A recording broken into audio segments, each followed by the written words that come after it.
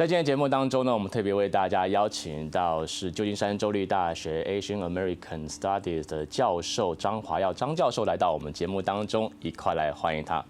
Hi, Professor. How are you? Good. Yeah. Thanks for inviting me. Yeah, it's been for couple years, right? Since the last time we interviewed you, I believe it was like 2022, right? Wow, that long already. 2 years ago. So 2 years later today, we are very happy to have you here again. So yeah, thank you. Thank you for joining us.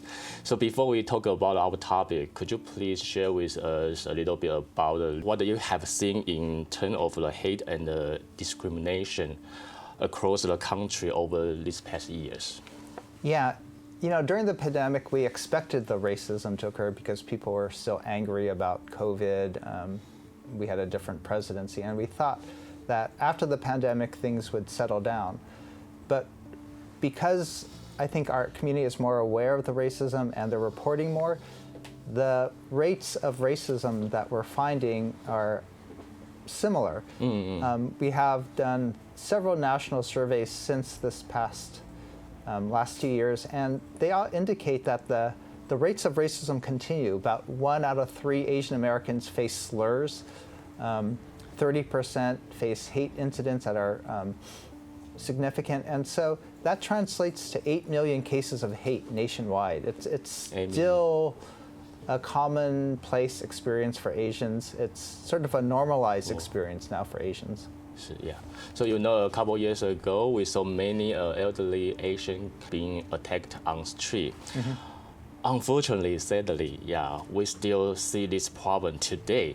I can make an example. Like last month, we have there are 3 young, the community workers. They were attacked on the street too. So what do you think about this issue?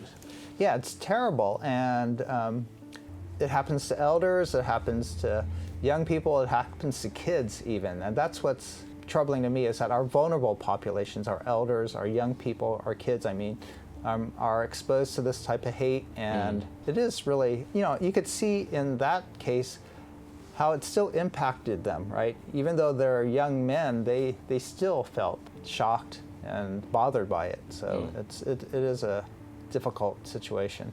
Yeah, the attackers say, I hate Chinese. So it's very scary, right? Right, and you don't know what they're going to do to you, and that it could happen to anybody, right? Yes, anybody yes. who looks Chinese, it's not your fault.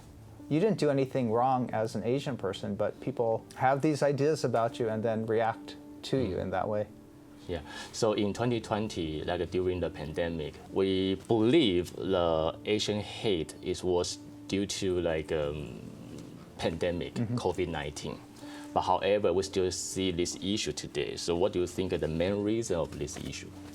Yeah, I'm writing a book about this now. For me, as I thought a lot about the racism because of COVID, part of that racism is because we're seen as being outsiders bringing in the disease. Yes. So Asians are seen as perpetual foreigners, as the yellow peril.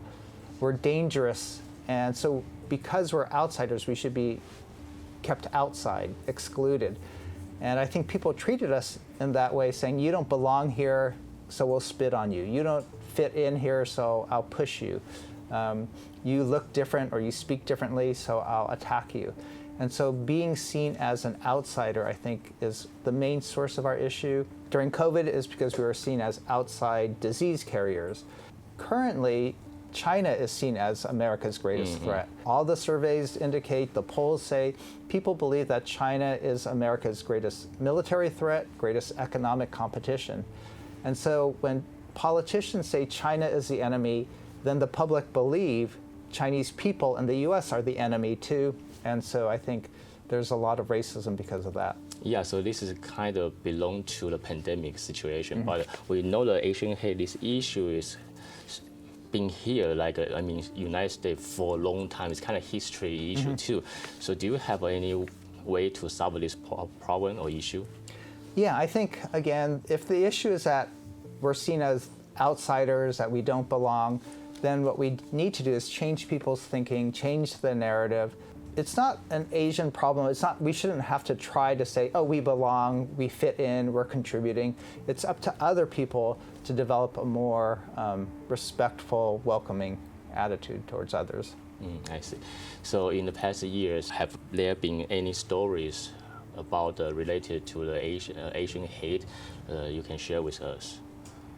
Yeah, there's a lot of stories. I mean, like, it happens to so many people. I'll talk a lot about the elderly now. We just issued an article with UCSF, and we surveyed Bay Area Chinese-speaking and Vietnamese elders.